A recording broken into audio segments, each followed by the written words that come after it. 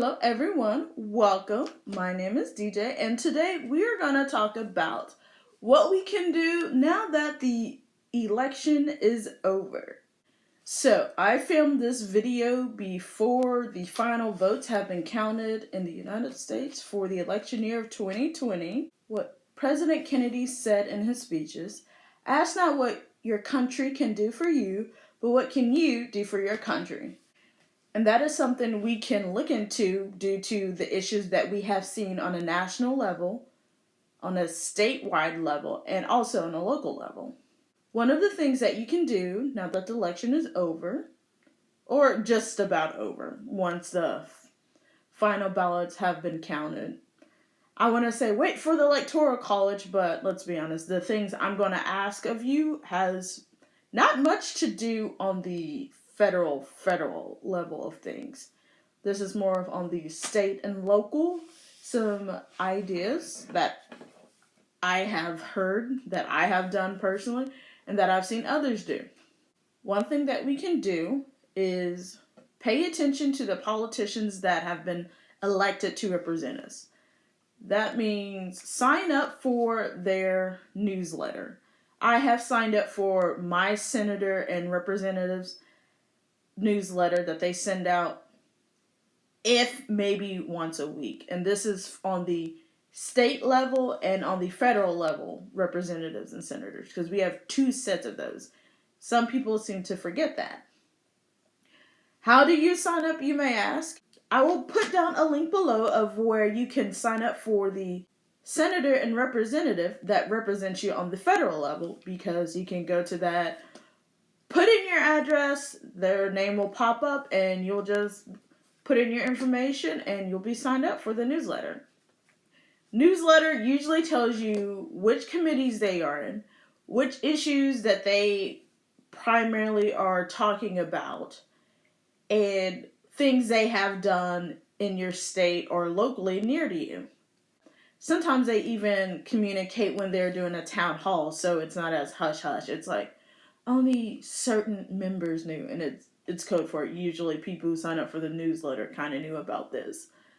So, highly recommend doing it. You'll see how they will tell you how they voted on certain issues right then and there versus 2 to 4 to 6 years down the road when you have to go in and you're like, do I want this person to represent me again?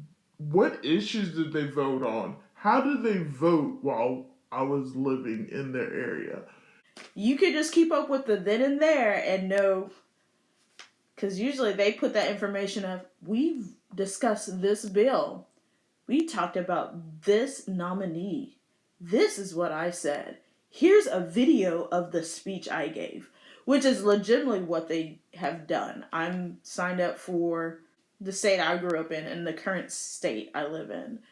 Not state as in like panic and anxiety and stuff, like legitimate state like Wyoming, Utah, Washington, those states.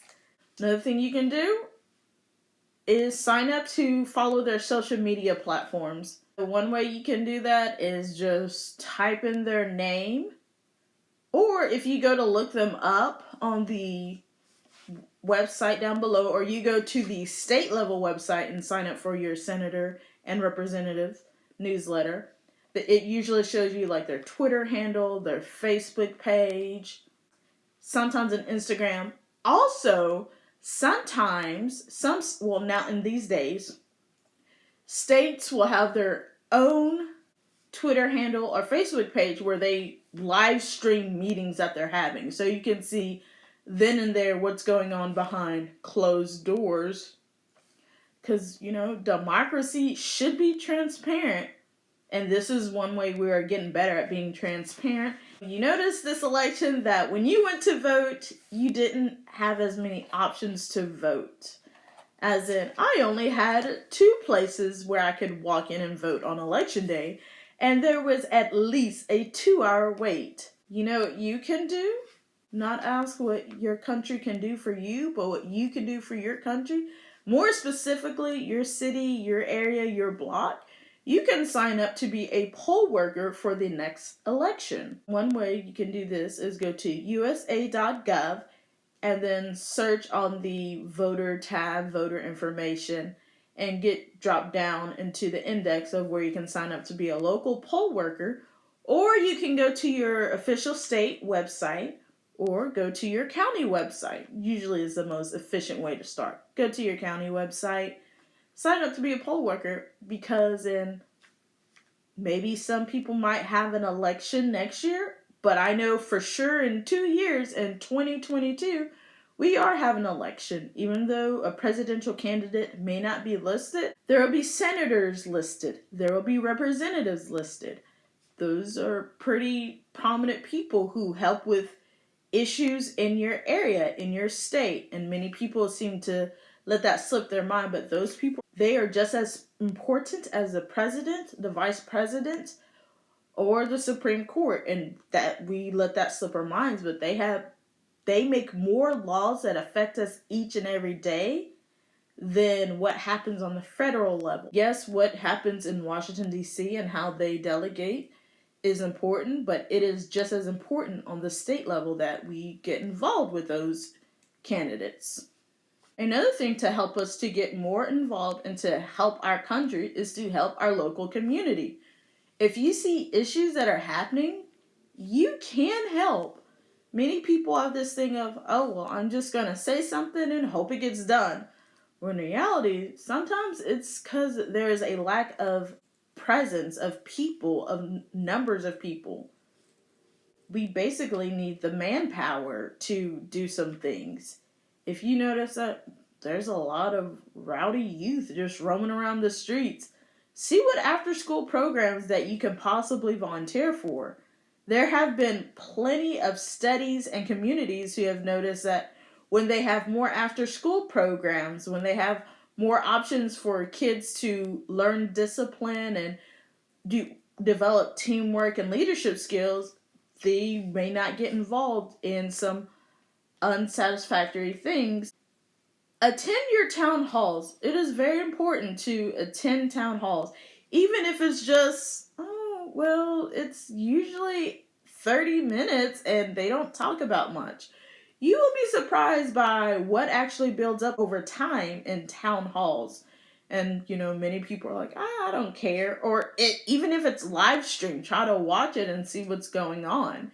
Another good way to get plugged into the community is just go to the library and just ask, hey, what's going on around here? Like, how can I get involved? What do you know? They are usually intertwined and active with the high school, with the community centers, and other organizations, and it's something we don't really recognize much, but really try to utilize your library to probably get more plugged in into your community. People at the library know what's going on because of the library gets public funding from taxes. I remember at my library they had a meeting for the city in our specific area of what can we do to help improve the area and what can we do to help get more traffic, to get more people involved with the library. Because the two main groups that went to the library at the time were the elderly, who were basically retired, and young children. And they're like, we want more young adults to get involved. And I was one of the people who, I love libraries. I frequent libraries very often. And I happened to see this meeting and I was there. I told them, well, do you have social media? Do you have an app? And they're like, well, we do have an app. We're kind of active on social media. I mean, not as much. They have a newsletter.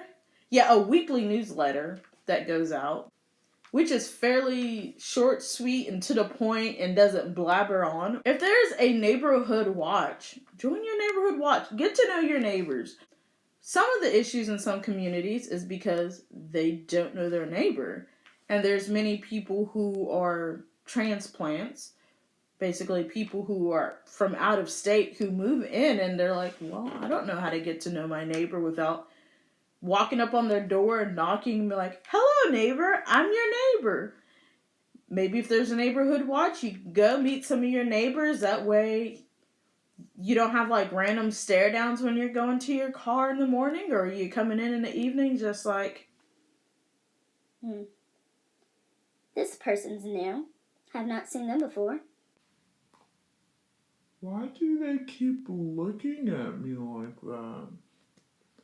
I'ma just wave. Waving, suspicious. I'm gonna wave back. Hey there. How you doing? New person. and it helps because some people aren't as friendly as in back in the day of, hello, welcome to the neighborhood, I'm so and so. Nowadays you just move in and hope your neighbor is not a serial killer or something and you're not on their list. Another way you can help your local area is by joining a local organization. 9 times out of 10, there are organizations that are trying to combat some of the issues in the city. There might be a mentor program that you can help sign up for to help with some of the youth. There may possibly be an organization that helps with a local homeless shelter to help combat homelessness. Like, what other issues lead to homelessness in our specific area? Is it because many of them were veterans and they have not been helped properly? Could it be that many of them are young adults who aged out of the foster system and they really don't have a place to go? It could be many of things. Just if you see that and you're like, I'm tired of seeing this happening in my neighborhood, you can probably find an organization that's like, how can we solve this issue? Or go the extra step and start that organization if there is not one already there. We can also help our local communities by donating to a local charity. There are many charities in some cities, and we often overlook the small local ones that actually have more impact, that actually has more manpower that can do things versus some of the bigger charities that are possibly nationally recognized, that they can't do as much stuff because they have to go through so many chains of command of the system of, oh, I have to go through the manager who has to go through the owner or the location owner who has to go to the district manager who has to go to the regional manager who has to go to the state and then who has to go to another subset region and then they have to go to possibly a national, when in reality, if you went to a local charity, you can get more things done quicker because it's like, this is the people we have, this is our to-do list, this is what our mission is, and we want to stick to this. And once we have enough things, we can implement this. I know I like to donate to some local homeless shelters because they're pretty good at knowing who the people are, knowing their backstory, and be like, well, this person, we are helping them with rehabilitation things, or this person just, they have some mental issues, and we're trying to find some family members that they can't remember where they live or anything.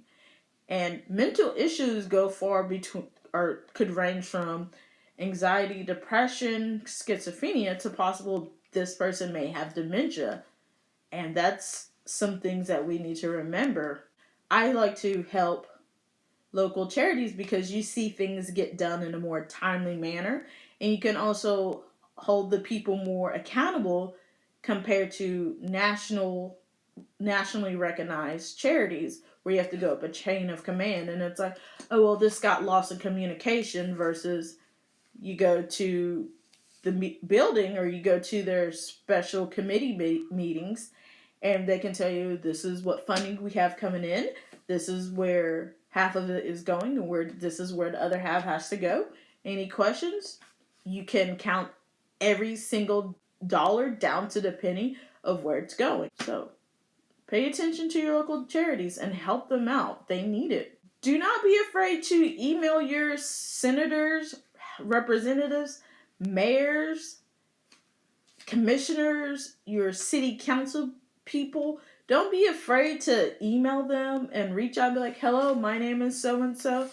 I live in your area, your district, and I just want to say that, I'm interested in these types of things. These are some issues in our areas. What do you have any recommendations on what is being talked about amongst the higher ups on how to handle that? They can give you an answer of, oh, well, I didn't know this was an issue. Thank you for bringing this up. Or, yes, we know this is an issue. Here we are at with this.